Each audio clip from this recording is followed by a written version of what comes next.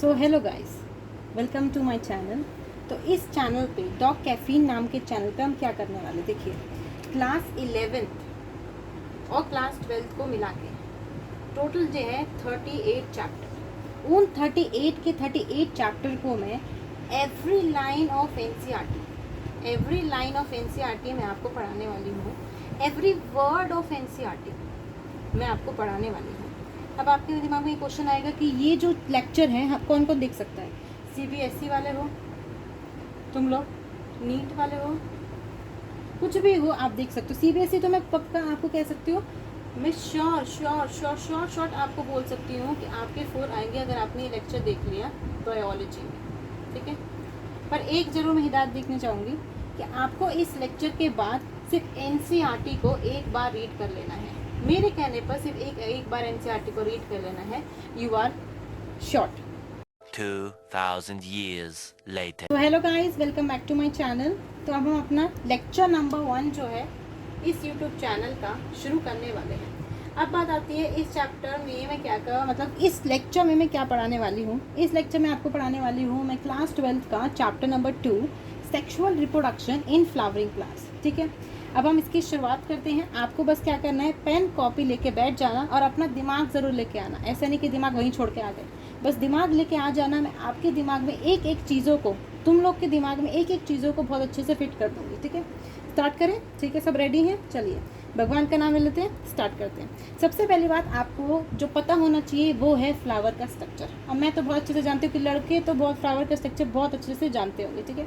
हम किसकी बात कर रहे हैं? सबसे पहले हम बात करते हैं फ्लावर के स्ट्रक्चर के बारे में।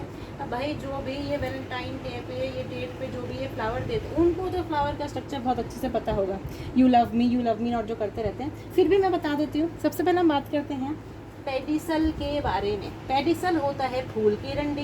आपने देखा है ना, रोज के प्लांट में जो ऐसे फूल की डंडी लगी होती है उसको हम बोलते हैं पेडिसल।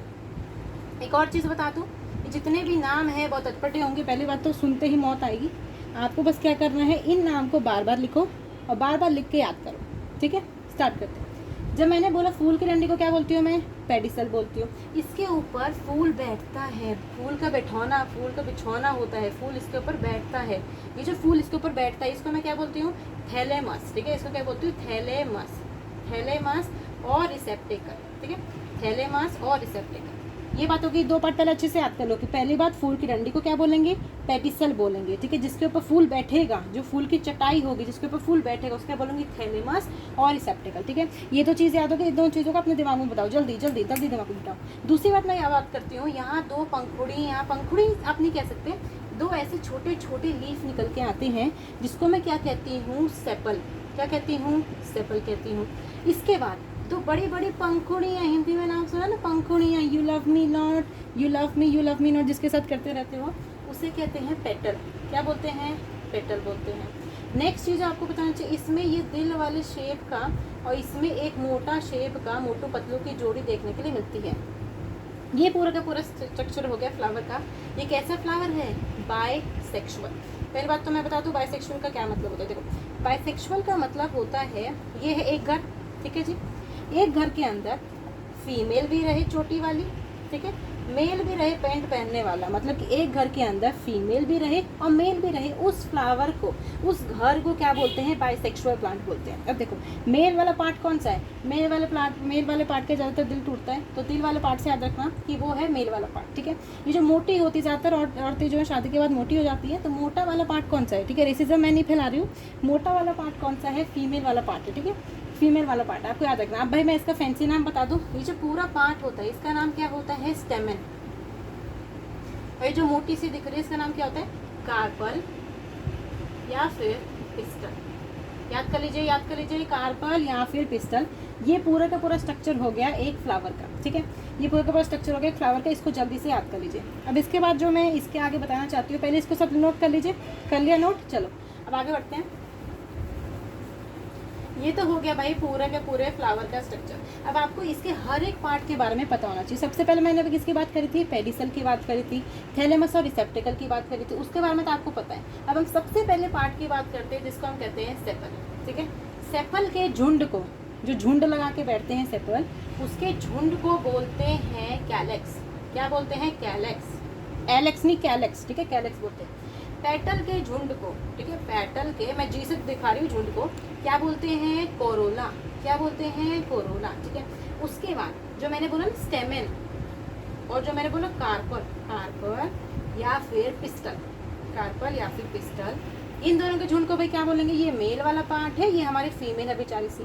स्टेमेन के गुच्छे को क्या बोलेंगे? एंड्रोशियम। क्या बोलेंगे? एंड्रोशियम। सबसे इजी नाम होता है, बहुत आसानी से याद हो जाएगा, एंड्रोशियम। फीमेल वाले पार्ट को क्या बोलते हैं? गाइनोशियम। क्या बोलते हैं? गाइनोशियम, ठीक है। इतनी चीज़ हो गई, आपकी चीज़ याद सकती है। अब आपको क्या है, इनके स्ट्रक्चर भी याद होने चाहिए। अगर आप ये सब चीज़ें पढ़ रहे हो तो एक बार इसके स्ट्रक्चर भी याद करनी चाहिए। वैसे ही morphology of flowering plant class 11 का जो 5th चैप्टर है उसमें आपको पढ़ा दिया जाता है, पर मैं यहाँ पर पढ़ा देती हूँ, ठीक है। जो कैलेक्स का आप जो सिंबल होता है वो कहते हैं क्या होता है? के होता है। पेटल को किससे दिखाते हैं? सी से दिखाते हैं। स्टेमन को किससे दिखाते हैं? ए से दिखाते हैं। गाइनोशियम को किससे दिखाते हैं? जी से दिखाते हैं। पहले इतनी चीज़ बिल्कुल कंठस्थ होनी चाहिए अगर इस चैप्टर को शुरू करना है तो। पहले इतनी चीज़ याद करके आओ, ठीक है, अच्छे से याद करो, ठीक है। अब क्या होना चाहिए? अब मैं इनका एक एक करके फंक्शन बताती हूँ, ठीक है। सबसे पहले मैं बात करती हूँ सेपल की।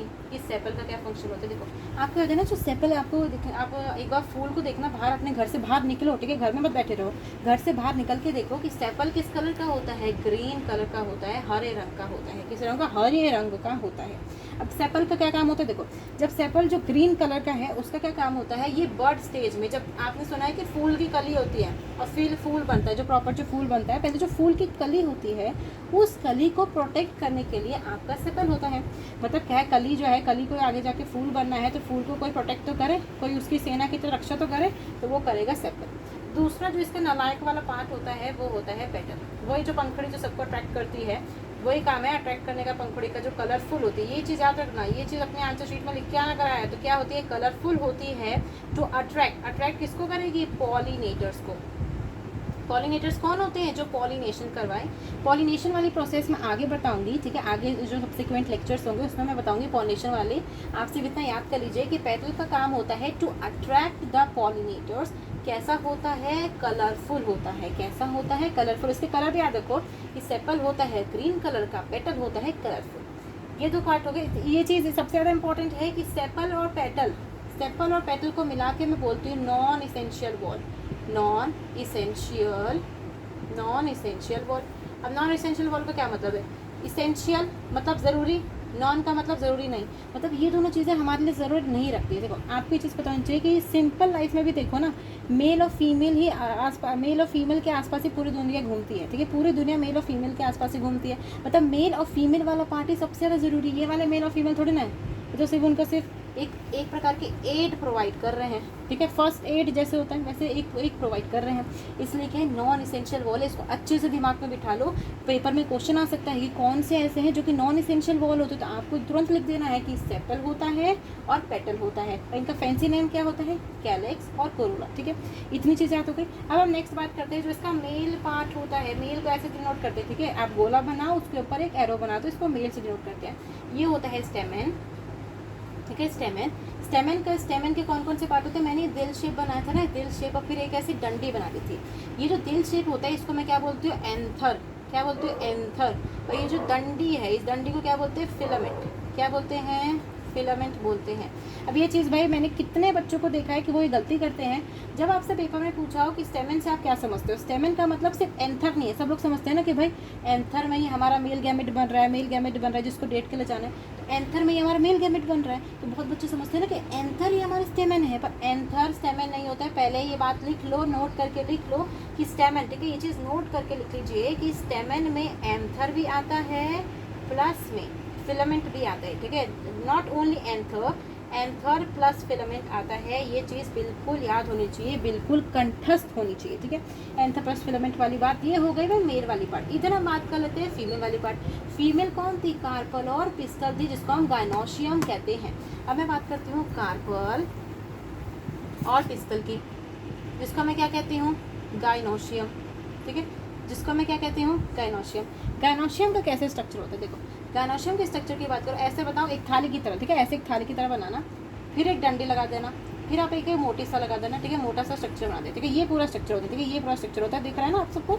ये पूरा का पूरा स्ट्रक्चर होता है। देखो, आपको इसमें क्या करना, मैंने एक थाली बनाई, थाली को क्या बोलते हैं? स्टिग्मा। क्या बोलते हैं? स्टिग्मा।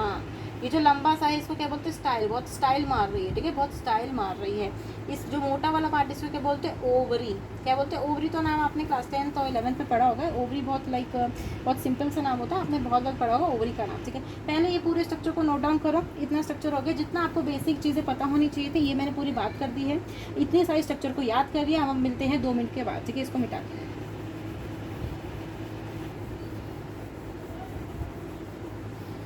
ठीक है जी। अब हमने सबसे पहले बात फ्लावर वाला, आप ऐसे पॉइंट लिखिए करिए, ठीक है, ये आपको हेल्प करेगा। फ्लावर वाला पार्ट डन, ठीक है। अब हम आते हैं नेक्स्ट पार्ट पे। जो नेक्स्ट पार्ट में आपको बात करना है स्टेमन के बारे में। पहले बात ये रिकॉल करो, स्टेमन मैंने किसको बोला था, मेल पार्ट को बोला था ना। स्टेमन किसको बोला था, मेल पार्ट को, मतलब कि फ्लावर के मेल पार्ट को बोला था। तो अब हम बात करेंगे फ्लावर के मेल पार्ट के बारे में, ठीक है। हम बात करते हैं फ्लावर के मेल पार्ट के बारे में। तो देखो जी, सबसे पहले हम डालते हैं हेडिंग स्टेमन, ठीक है। स्टेमन क्या होता है, मेल पार्ट ऑफ फ्लावर। क्या होता है, मेल पार्ट ऑफ फ्लावर। अच्छा, मैं स्टेमन की बात करती हूँ। स्टेमन को मैंने कैसे याद करने के लिए बोला था, जिसके पास दिल हो। दिल ज़्यादातर लड़कों के पास होता है ना। तो ऐसे देखो, ये मैंने बताया दिल, लड़कों का बनाया दिल, और ये बनाया इसकी डंडी, ठीक है, ये दिल की डंडी, और यहाँ बनाया एक मोटू सा स्ट्रक्चर, ठीक है। ये पूरा का स्ट्रक्चर, इसको थोड़ा सा साफ से बनाते हैं। ये बनाया एक मोटू सा स्ट्रक्चर, ये होता है दिल का स्ट्रक्चर। अब आपको क्या रखना है, ये जो मैंने बनाई थी, ये जो ऊपर वाली चीज़ बनाई है, इसको बोलते हैं एंथर। मैंने पहले ही बताया था इसको क्या बोलते हैं, एंथर। ये जो डंडी होती है इसको क्या बोलते हैं, फिलामेंट। क्या बोलते हैं, फिलामेंट। और ये जो मोटू सा पार्ट बनाया है अंगूर की शेप का, इसको बोलते हैं थैलेमस। थैलेमस क्या बोलते हैं, थैलेमस बोलते हैं, ठीक है। इतना स्ट्रक्चर पहले आपको याद होना चाहिए कि पहले ये स्ट्रक्चर जो है सीबीएसई में बनाने के लिए भी आ सकता है। दिल वाला पार्ट एंथर, नीचे वाला पार्ट फिलामेंट, सबसे नीचे वाला पार्ट थैलेमस, ठीक है। अब देखो, एनसीईआरटी में एक टर्म दे रखी है कि फिलामेंट जो होता है आपका, फिलामेंट जो होता है उसके 2 एंड देखने के लिए मिलते हैं। सबसे पहला वाला एंड होता है डिस्टल एंड, दूसरा वाला एंड होता है प्रॉक्सिमल एंड। क्या होता है, प्रॉक्सिमल एंड, ठीक है। आपको एक ट्रिक है मेरे पास कि प्रॉक्सिमल और डिस्टल को आपको कैसे, देखो डिस्टल किससे स्टार्ट हो रहा है, दूर से, तो मतलब क्या आप इसको याद रखो, दूर से। कैसे याद रखो, दूर से याद रखो, ठीक है। प्रॉक्सिमल का मतलब पास, ठीक है, पास। ये पास पास खाने वाला नहीं है, जो पास पास वाले खाते हैं, पास पास नहीं है ये, मतलब पास आओ, ठीक है, पास आओ। डिस्टल का मतलब दूर जाओ, प्रॉक्सिमल का मतलब पास आओ। ये किसके रिस्पेक्ट में बात चल रही है, फिलामेंट के रिस्पेक्ट में। देखो मैंने बोला ये था फिलामेंट, फिलामेंट के पास कौन सा पार्ट है, थैलेमस पार्ट है, तो ये कौन सा पार्ट होगा, प्रॉक्सिमल पार्ट होगा। कौन सा पार्ट होगा, प्रॉक्सिमल एंड होगा, ठीक है।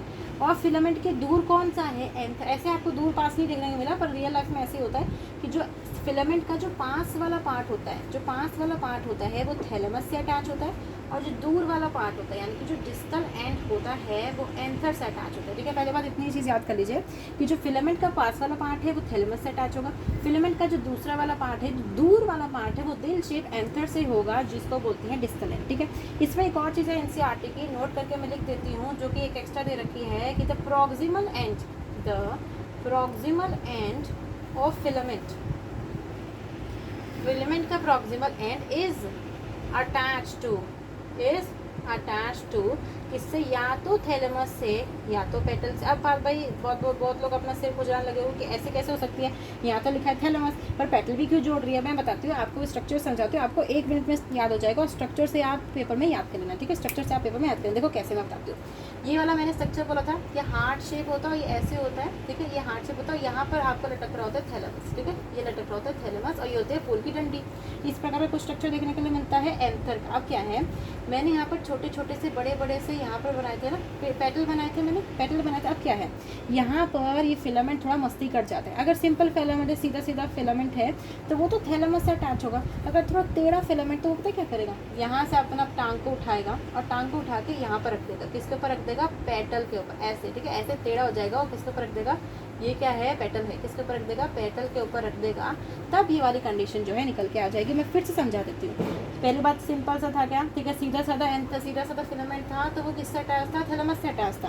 वो थोड़ा सा चालाक हुआ, तो उसने क्या किया, अपने पैर को यहाँ से हटाया, यहाँ से हटा के अपने पैर को पेटल से अटैच कर लिया। तो इस केस में तभी बोला जाता है कि proximal end of filament is attach to thalamus और पेटल ऑफ फ्लावर, ठीक है। इतनी पार्ट पहले याद करो, ठीक है, इतने पार्ट को पहले अच्छे से याद करो, अच्छे से लिख लीजिए। अब हम नेक्स्ट पार्ट पे चलते हैं। स्टेमन वाला पार्ट सबको क्लियर हो गया, ठीक है। स्टेमन वाला पार्ट, अब स्टेमन वाले में थोड़ा और डिटेल में चलते हैं। आपको करना है, मैं यहाँ पर बना के दिखा देती हूँ। ये था दिल शेप एंथर, ठीक है, इसका दिल शेप एंथर। अब मैं क्या करूँगी, इसके अंदर जाएंगे, मतलब इसको क्या करेंगे, मैग्नीफाई, ठीक है। मैग्नीफाई को मैंने ऐसे सिंबल से दिखा रखा है, एक्स के सिंबल से, ठीक है। मैंने क्या किया, इसके सिर्फ इतने वाले पार्ट को काट के मैग्नीफाई कर दिया। अब मैग्नीफाई करता तो देखो कैसा स्ट्रक्चर निकल के आता है। कुछ इस प्रकार का स्ट्रक्चर जो है देखने के लिए मिलता है, ठीक है। कुछ यहाँ से मिलाते हैं, कुछ इस प्रकार का स्ट्रक्चर जो है देखने के लिए मिल जाता है, ठीक है। आपको इसमें क्या रखना है, सबसे पहले यहाँ पर एक गोला याद करो, मैं स्टेप बाय स्टेप याद करवा दूँगी। देखो स्टेप बाय स्टेप याद करवा दूँगी। सबसे पहले आपको इस गोले को याद रखना है। इस गोले को क्या बोलते हैं, कनेक्टिव। क्या बोलते हैं, कनेक्टिव। ये एनसीईआरटी में भी दे रखा है, इसको बोलते हैं कनेक्टिव। मैं बताती हूँ कैसे। देखो ये है आपका फिलामेंट, क्या था, फिलामेंट। फिलामेंट के ऊपर दिल शेप एंथर, दिल शेप एंथर। यहाँ पर आपको दिख रहा है, ये छेद दिख रहा है, ये छेद दिख रहा है, इसी को बोलते हैं कनेक्टिव। ये तो पॉइंट ऑफ अटैचमेंट है, ये जो पॉइंट ऑफ अटैचमेंट है, ठीक है। ये जो पॉइंट ऑफ अटैचमेंट है, देखो ये है फिलामेंट, ये है फिलामेंट, ये जो, ठीक है, ये हो गया एंथर दिल शेप, ये हो गया एंथर दिल शेप। इस एंथर जो दिल शेप है, यहाँ पर क्या अटैच है, यहाँ पर क्या अटैच, ये दिख रहा है ना सबको, ये दिख रहा है, ये सबको यहाँ जो अटैच है इसको क्या बोलते हैं, कनेक्टिव बोलते हैं। क्या बोलते हैं, कनेक्टिव बोलते हैं। क्या बोलते हैं, कनेक्टिव बोलते हैं। इसको याद रख लो, इसको क्या बोलते हैं, कनेक्टिव बोलते हैं। नेक्स्ट चीज़ जो आपको याद रखना है, यहाँ पर 4 गोले पाए जाते हैं। एक गोला, दूसरा गोला, तीसरा गोला और चौथा गोला, ठीक है। इन चारों के चारों गोले को मैं क्या बोलती हूँ, थीका या फिर माइक्रोस्पोरेंजियम या फिर माइक्रोस्पोरेंजियम। पहले बात ये बिल्कुल याद रखो, ये स्टार्ट करने से पहले कि माइक्रो मतलब छोटा, और वो किसके लिए यूज़ होगा, मेल के लिए। मेल को ऐसे याद रख लो, वैसे कोई भी इससे हार्म मत हो जाना कोई मेल, कि मेल हमेशा छोटे होते हैं। मेल कैसे होते हैं, हमेशा छोटे होते हैं, ऐसे सब लोग याद रखेंगे। माइक्रो मतलब मेल और मेगा मतलब फीमेल। मेगा मतलब कौन, फीमेल। मेगा मतलब कौन, फीमेल। पहले बात तो ये याद करो, तभी आगे बढ़ेंगे। माइक्रो मतलब मेल, माइक्रो मतलब मेल छोटे, मेगा मतलब बड़ी यानी कि फीमेल बड़ी, ठीक है। ये याद हो गए, इसको मिटा देती हूँ मैं। इसके बाद हम आगे चलते हैं, ठीक है। इसके बाद इस स्ट्रक्चर पे थे हम। ये 4 जो गोले हैं, ये जो 4 जो गोले, एक गोला, दूसरा गोला, तीसरा गोला, चौथा गोला, इसका बोलते हैं थीका और माइक्रोस्पोरेंजियम, ठीक है। थीका और माइक्रोस्पोरेंजियम। इसलिए एंथर के लिए एनसीईआरटी एक लाइन लिखती है कि एंथर कैसा होता है, बाइलोब। कैसा होता है, बाइलोब्ड, डायथीकस और टेट्रास्पोरेंजिएट। क्या होता है, टेट्रास्पोरेंजिएट होता है। टेट्रास्पोरेंजिएट होता है मतलब क्या हुआ, बाइलोब्ड हुआ। ये आपको एज इट इज़ याद होना चाहिए, बिल्कुल एज इट इज़। यही जो है टिप क्या जाना है अपने सीबीएसई के आंसर शीट में। कैसा होता है, बाइलोब्ड होता है, डायथीकस होता है और टेट्रास्पोरेंजिएट होता है। अब देखो कैसे, बाइलोब कैसे, आपको क्या रखना है, यहाँ मेरा हाथ रख दिया, इधर वाला जो पार्ट है देखो, अब ऐसे मैं यहाँ पर ऐसे लगा के बता दूँ, ठीक है। यहाँ पर मैंने ऐसा अपना हाथ रख दिया, यहाँ पर मैंने ऐसे अपनी उंगली रखी, ठीक है। इधर वाला जो पार्ट है, ये जो इतना पार्ट जो बच गया, इतना वाला जो पार्ट बच गया, ये हो गया एक लोब। ऐसे लाइन खींच के जाती है, ठीक है, ऐसे लाइन खींचती है। इधर वाला पार्ट, जो इधर वाला पार्ट है, जो इतना जो पार्ट है, इतना जो पार्ट है वो एक लोब है, इतना जो पार्ट है वो दूसरा लोब है। मतलब कितने हो गए, 2 लोब। समझ में आए, 2 का मतलब बाई का मतलब 2 और लोब का मतलब 2 लोब। बाई लोब वाली समझ में आ गई, ठीक है। डायथीकस का मतलब है, डायथीकस यानी कि एक लोब के अंदर, ये एक लोब है, यहाँ से लेके यहाँ तक, एक लोब के अंदर 2 थीका, एक लोब के अंदर 2 थीका, ठीक है। और दूसरे लोब के अंदर दूसरा थीका, तो मतलब डायथीकस कंडीशन, डायथीकस कंडीशन। टेट्रास्पोरेंजिएट का मतलब क्या होता है, टेट्रा का मतलब होता है 4 और स्पोरेंजिएट का मतलब स्पोरेंजिया। क्या मतलब होता है, स्पोरेंजिया। ये कौन से वाले स्पोरेंजिया की बात चल रही है, माइक्रो। कौन से वाले, माइक्रो स्पोरेंजिया के, मतलब 4 माइक्रोस्पोरेंजिया। आपको क्या करना है, बायोलॉजी में ये एक टिप है, इसका आप लिख लीजिएगा कि बायोलॉजी में आपको वर्ड्स को तोड़ तोड़ के याद करना है। कैसे, तोड़ तोड़ के, ठीक है, तोड़ तोड़ के आपको वर्ड्स को याद करना है, मेमोराइज करके रखना है, ठीक है। मैंने देखो इसमें मैं आपको पहले से समझा देती हूँ, फिर से समझा देती हूँ। आपने क्या किया, टेट्रास्पोरेंजिएट का मतलब होता है टेट्रा, यहाँ से काटो, टेट्रा का मतलब 4। टेट्रा जैसे बाय का मतलब 2 होता है, ट्राई का मतलब 3 होता है, वैसे ही टेट्रा का मतलब 4। स्पोरेंजिएट का मतलब स्पोरेंजिया। स्पोरेंजिएट का मतलब क्या हो गया, स्पोरेंजिएट का मतलब क्या हो गया, स्पोरेंजिया। स्पोरेंजिएट का मतलब तो स्पोरेंजिया। पर यहाँ पर कौन से वाले स्पोरेंजिया की बात, यहाँ पर हम किसके वाले की बात कर रहे हैं, मेल की बात कर रहे हैं। मतलब कौन सा वाला स्पोरेंजिया होगा, माइक्रो या मेगा, माइक्रोस्पोरेंजिया होगा। इतनी बार समझ में आ गई कि ये चीज़ याद करो, बार बार याद करो कि एंथर बाइलोब्ड होता है, डायथीकस होता है, टेट्रास्पोरेंजिएट होता है। बाइलोब्ड होता है, डायथीकस होता है और टेट्रास्पोरेंजिएट होता है, ठीक है। इतनी चीज़ सबको याद हो गई। अब मैं क्या करूँगी, इसके एक स्ट्रक्चर को उठा के यहाँ पर आपको दिखाऊंगी, ठीक है। एक स्ट्रक्चर को उठा के यहाँ पर आपको दिखाऊंगी। ये वाला जो गोला था, ये वाला जो गोला था, मैंने इसको यहाँ पर मैं दिखा रही हूँ, ठीक है। ये गोला हो गया, ठीक है, ये गोला हो गया। इसका मैंने क्या बोला था, थीका या फिर माइक्रोस्पोरेंजियम, थीका या फिर माइक्रोस्पोरेंजियम, ठीक है, थीका या फिर माइक्रोस्पोरेंजियम। अब देखो आपको क्या देखना है, मैंने बोला इसको थीका और माइक्रोस्पोरेंजियम। इस थीका और माइक्रोस्पोरेंजियम के अंदर बहुत सारी, ठीक है, मिलियंस ऑफ छोटी छोटी छोटी छोटी छोटी छोटी छोटी छोटी छोटी छोटी माँ सेल्स होती है। मैंने इसका प्यार से नाम रखा है माँ सेल्स। कौन सी सेल्स? माँ सेल्स, जिसको हम क्या बोलते हैं? माइक्रोस्पोर मदर सेल्स और पोलन मदर सेल, ठीक है। आपको इसकी डेफिनेशन भी आनी चाहिए, डायरेक्ट क्वेश्चन आ सकता है सीबीएसई में। इसका डेफिनेशन क्या होती है? माइक्रोस्पोर, कैसी स्पोर? माइक्रोस्पोर मदर सेल, माँ वाली सेल, और पोलन मदर सेल। कौन सी सेल? Pollen mother cell. इसका पोलन मदर सेल नाम क्यों, मैं बाद में बताऊंगी कि इसको पोलन क्यों बोलते हैं। माइक्रोस्पोर मदर सेल तो आपको समझ में आ जाना चाहिए कि यहाँ पर क्या बन रहा है, माइक्रोस्पोर यानी कि मेल की माँ वाली सेल, मेल को बनाने वाली सेल, मेल को बनाने वाली सेल। कौन सी सेल? मेल को बनाने वाली सेल। एक एनसीईआरटी में एक टर्म आता है जो आपको याद होना चाहिए, वो टर्म यहाँ पे स्टार बना के मैं लिख देती हूँ कि होमोजीनियस, कैसा जीनियस है वो? Homogeneous mass of cells. कैसी cells? Homogeneous mass of cells को हम क्या बोलते हैं? Sporogenous tissue. क्या बोलते हैं? स्पोरोजीनस टिश्यू बोलते हैं। होमोजीनस का मतलब क्या है? पहले बात तो मैं यही समझा दूँ। देखो होमोजीनस का मतलब क्या होता है? होमोजीनस का मतलब होता है सेम से, मतलब क्या है मैं आपको ऐसे समझाती हूँ। ये दो गोले हैं, ठीक है, इनका शेप भी सेम है और साइज भी सेम है, तो ये कैसे होंगे? होमोजीनस होंगे। ये एक गोला और ये रेक्टेंगल, तो ये कैसे है? हाइड्रोजीनस है, इनका शेप भी सेम है, साइज भी अलग है, ठीक है। तो होमोजीनस का मतलब होता है जिसका शेप भी सेम हो, जिसका साइज भी सेम हो, और हेट्रोजीनस का मतलब होता है जिसका शेप भी अलग हो और साइज भी अलग हो, ठीक है।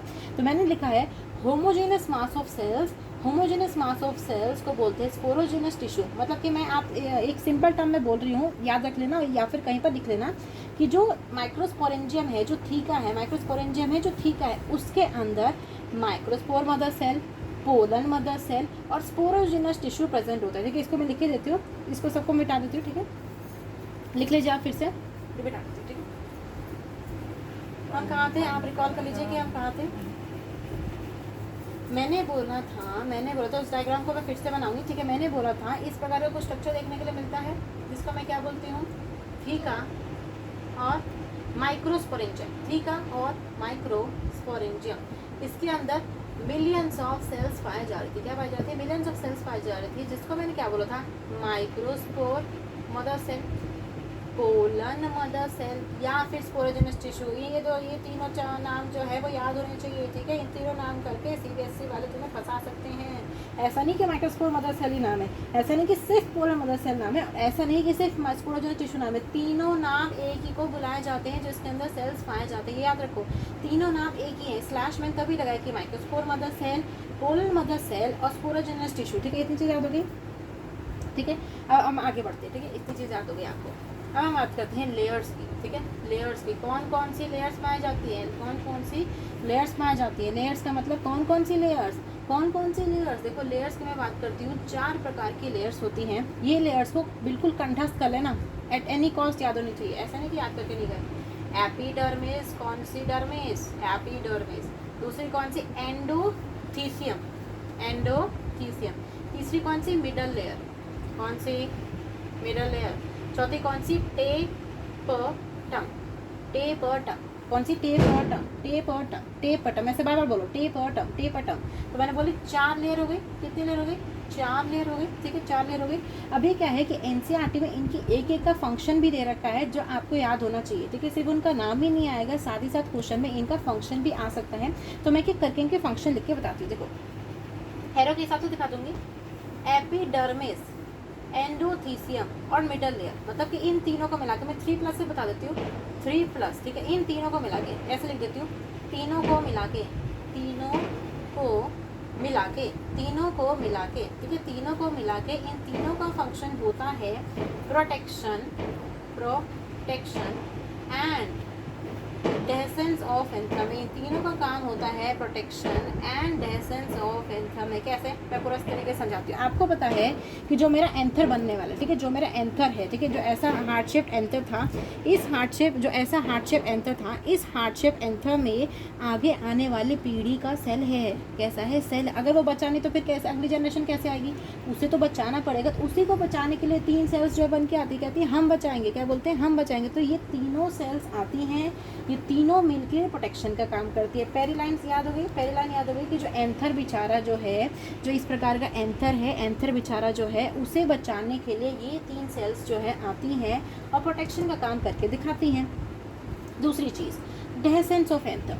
डेहेसेंस का मतलब होता है फट जाना। मतलब क्या होता है? फट, देखो मतलब क्या होता है? फट जाना। क्या मतलब होता है? फट जाना। मैं समझाती हूँ। देखो ये आपका हार्ट शेप एंथर था, ये आपका हार्ट शेप एंथर था। क्या था? अभी ये यंग है, ठीक है, ऐसे बंद है, ठीक है, इसमें चारों लेयर भी पाई जा रही है, इसके अंदर कुछ सब्जी वब्जी खाना मसाला सब चल रहा है, मैगोस्पोर बनने की तैयारी हो रही है। पर जैसे ही इसका फटने का समय आएगा, ठीक है, फटेगा तभी तो भाई फीमेल के पास पहुँचेगा, डेट के पास पहुँचेगा। अभी अपने घर में बंद है, ठीक है, अभी ये जेल में बंद है, इस जेल को फटना पड़ेगा, फीमेल के पास पहुँचना पड़ेगा। तो क्या कि जैसे ही जेल फटेगी, इस जेल को फटने को, इस जेल के फटने को बोलते हैं डेहेसेंस, इस जेल को फटने को बोलते हैं डेहेसेंस बोलते हैं। और एनसीईआरटी में इससे भी रिलेटेड एक लाइन लिख रखी है जो आपको पता होनी चाहिए। लिखा है, लिखती एनसीईआरटी माता लिखती है कि एज द एंथर मैच्योर, क्या होती है? मैच्योर एंड, ठीक है, डिहाइड्रेट। डिहाइड्रेट का मतलब मैं बता देती हूँ, डिहाइड्रेट का मतलब होता है पानी सूख जाना, पानी सूख जाना। As the anther mature and dehydrate, line लिखा हुआ है, तब जाके जो आपका एंथर है वो फट जाता है। एंथर क्या कर जाता है? डेहेसेंस हो जाता है। एंथर की क्या हो जाती है? डेहेसेंस हो जाती है, एंथर फट जाता है, ठीक है, एंथर फट जाता है। तो इसको ऐसे याद कर सकते हो कि हार्ट शेप है, ठीक है, हार्ट शेप के पास अभी आराम से पानी बह रहा है, पानी बह रहा है, पानी बह रहा है। जैसे इसमें पानी की कमी होगी, बेचारा ऐसे सिकुड़ना लगेगा, सिकुड़ने लगेगा, सिकुड़ने लगेगा, सिकुड़ते सिकुड़ते सिकुड़ते सिकुड़ते क्या होगा? फट जाएगा। मतलब क्या है कि अभी इसमें पानी भरा हुआ है, सिकुड़ते सिकुड़ते सिकुड़ते सिकुड़ते फट जाएगा, ठीक है। फटते ही इसमें से पॉलन ग्रेन एकदम फव्वारे की तरह बाहर निकलेंगे, ठीक है। आपने शावर के बारे में सुना होगा ना, शावर के बारे में कि पॉलन की शावर हो गई, वही बात है, इसके फटते ही जो है पॉलन बाहर निकलते हैं, पॉलन की जो है शावर देखने के लिए मिलती है। इतनी चीज़ आपको याद हो गई, ठीक है, इतनी चीज़ आपको याद हो गई। अब आपको जो नेक्स्ट चीज़ याद करनी है वो है टेपेटम के बारे में, वो है टेपेटम के बारे में। टेपेटम के बारे में आपको क्या याद होनी चाहिए? सबसे पहली बात ये होता है डेंस साइटोप्लाज्म। क्या होता है इसके पास? Dense cytoplasm. आप बिल्कुल इस चीज़ को याद कर लीजिए कि जहाँ कहीं भी डेंस साइटोप्लाज्म दिख जाए, उसे आंख बंद करके सोच लेना, उसे आंख बंद करिए, आंख बंद करके सोच लेना कि वो वाली सेल जो है वो बहुत काम कर रही है, बेचारी सिंगल होके बहुत काम कर रही है। ये भी काम, वो भी काम, खाना बनाना, खिलाना, ढमकाना, सारे के सारे काम कर रही है। अब मैं बताती हूँ इसके काम क्या क्या। भाई काम भी तो पता होना चाहिए, इसकी इतनी तारीफ कर दी, काम ही नहीं पता तो क्या होगा? देखो ये क्या क्या काम करती है। मैंने बोला टेपेटम के पास क्या होता है? डेंस साइटोप्लाज्म होता है। जगो जगो, कोई सो गया तो जगो जगो। टेपेटम के पास क्या होता है? Dense cytoplasm. टेपेटम के पास क्या होता है? Dense cytoplasm. दूसरा फंक्शन ये देती है नरिशमेंट। ये क्या देती है? नरिशमेंट। मतलब क्या है? जो बच्चा पल रहा है, जो बच्चा माइक्रोस्पोर बनने वाला है, उसे खाना कौन देगा? बेचारा भूखा मर जाएगा, बनने से पहले ही मर जाएगा, तो उसको नरिशमेंट का कौन देगा? टेपेटम देगा, क्योंकि टेपेटम उसके सबसे पास है। मैं बताती हूँ, देखो कैसे टेपेटम कैसे उसके सबसे पास है। देखो ये है आपका माइक्रोस्पोरेंजियम, जिसके अंदर जो बच्चा है वो बन रहा है, ठीक है, बच्चा बन रहा है। इसके बिल्कुल ही सबसे पास में पाई जाती है टेपेटम। मतलब कि ये होती है, आप यहाँ लिख लीजिए, ये कैसी होती है? Inner most. कैसी होती है?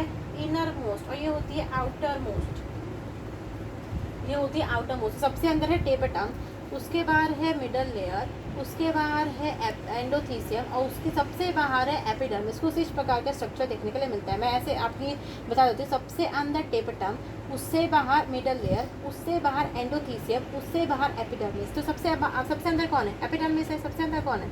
सॉरी, सबसे अंदर कौन है? टेपेटम है। तो टेपेटम है तो उसको खाने देगी, टेपेटम तो इसे खाने देगी कि बच्चा खा ले, बच्चा खा ले। तो इसलिए टेपेटम ही इसको नरिशमेंट प्रोवाइड करेगी। उसके पास डेंस साइटोप्लाज्म जो है देखने के लिए मिलेगा। दूसरी चीज़ जो आपको टेपेटम के बारे में आता है, मतलब टेपेटम के टोटल 3 फंक्शन। इसको मैं मिटा देती हूँ नीचे वाली बात, तब हम इसको अच्छे से बता पाएंगे, ठीक है, तब हम इसको अच्छे से बता पाएंगे। मैंने लिखा टेपेटम के 2 फंक्शन लिख दिए कि डेंस साइटोप्लाज्म होता है और नरिशमेंट प्रोवाइड करता है। तीसरा इसका फंक्शन है कि इसके पास क्या पाया जाना? More than one nucleus. More than one nucleus का पाया जाना। अब मोर देन वन न्यूक्लियस का मतलब क्या होता है? देखो मैं पहले बात ये बता दूँ, एक सिंपल सेल है, ठीक है, सिंपल सेल जो थी वो चल रही थी, ठीक है, सिंपल सेल चल रही थी। बेचारी के पास एक सेल था, अपने सिंपल जीवन चलती जा रही थी, सिंपल सुखी जीवन इसने जिया। पर टेपेटम को थोड़ी मस्ती सूझी। क्या सूझी? मस्ती, ग्रैंड मस्ती सूझी। क्या सूझ गई? मस्ती सूझ गई। इसने क्या किया? सबसे पहले बात, आपको डिवीजन तो पता होगा, क्लास 11 में सेल साइकिल सेल डिवीजन में पढ़ा है। देखो क्या होता है, ये है टेपेटम का सेल। क्या होता है? ट्वेन होता है। ट्वेन का मतलब होता है डिप्लॉयड, ठीक है, इतनी चीज़ें पता होनी चाहिए एट एनी कॉस्ट, ठीक है, पता होनी चाहिए, नहीं पता तो सीखो। तो two n diploid, two and diploid, two and diploid कौन होता है? कैपिटल। अभी इसके पास बेचारे के पास अभी एक न्यूक्लियस है, इसको क्या कहे? मस्ती सूझी। इसने कहा चलो मैं डिवाइड करके देखता हूँ, आप कुछ तूफानी करते हैं, डिवाइड करके देखते हैं। इसने क्या किया? डिवाइड किया। डिवाइड करके सबसे पहले इसने क्या किया? देखो सबसे पहले इसने क्या किया? डिवाइड करा, मतलब कैरियोकाइनेसिस की। क्या की? कैरियोकाइनेसिस। कैरियोकाइनेसिस की। कैरियोकाइनेसिस का मतलब होता है न्यूक्लियस का डिवीजन, न्यूक्लियस का डिवीजन। मतलब ये जो बीच में न्यूक्लियस दिख रहा है ना गोल, ये दो में टूट जाएगा, मतलब कुछ इस प्रकार हो जाएगा, दो में टूट गया। अब देखो कायदे से सबसे पहले कैरियोकाइनेसिस होती है, फिर साइटोकाइनेसिस होती है। कायदे से पहले कैरियोकाइनेसिस होती है, पहले कैरियोकाइनेसिस होती है, फिर साइटोकाइनेसिस होती है। मतलब कैरियोकाइनेसिस तो हो गई, अब साइटोकाइनेसिस का करना जरूरी है। साइटोकाइनेसिस ने कहा कि मैं साइटोकाइनेसिस नहीं करूंगा, मतलब क्या है? मैं एक टर्म लिख देती हूँ कि karyokinesis is not followed by cytokinesis, ठीक है? Is not followed by cytokinesis. मतलब क्या इसका मन ही नहीं किया साइटोकाइनेसिस करने का, मतलब इसमें ये वाली जो साइटोकाइनेसिस वाली प्रोसेस है वो क्या है? एब्सेंट है। क्या है? एब्सेंट है। इसीलिए इसमें मोर देन वन न्यूक्लियस पाए जा रहे हैं। मतलब पहले बात एक न्यूक्लियस था, इसने डिवाइड किया, कौन से कितने न्यूक्लियस हो गए? दो न्यूक्लियस हो गए हैं, इसलिए मोर देन वन न्यूक्लियस होता है। इसका एक फैंसी नाम भी याद रखिएगा, ठीक है? फैंसी नाम भी याद रखिएगा, जिसको कहते हैं बाय न्यूक्लिएटेड। क्या बोलते हैं? Binucleated. इतनी चीज़ें बिल्कुल याद होनी चाहिए। मैं ऐसा कह सकती हूँ कितने में से 3 मार्क्स का क्वेश्चन जो है बहुत आसानी से आ सकता है। ये चीज़ें मैंने बहुत अच्छे से पूरी कोशिश की कि आपको ये चीज़ अच्छे से समझ में आई, ठीक है? आप सब इन सब चीज़ों को नोट डाउन कर लीजिए, और NCERT को भू पढ़ना बिल्कुल मत भूलना, ठीक है? इतनी चीज़ पढ़ लिया, हम आगे पढ़ते हैं।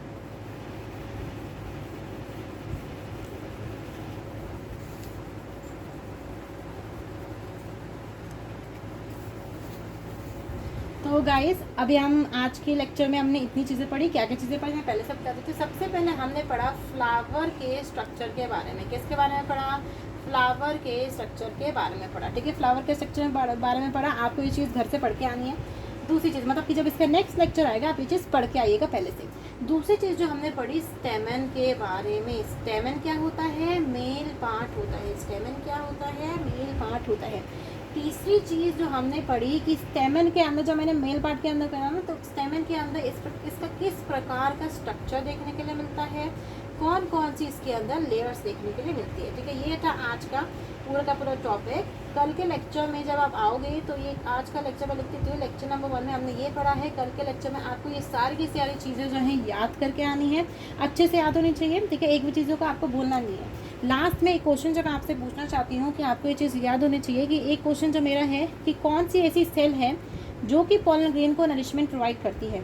आपको इसका आंसर जो है कमेंट बॉक्स में लिख के भेजना है। At the end thank you and bye.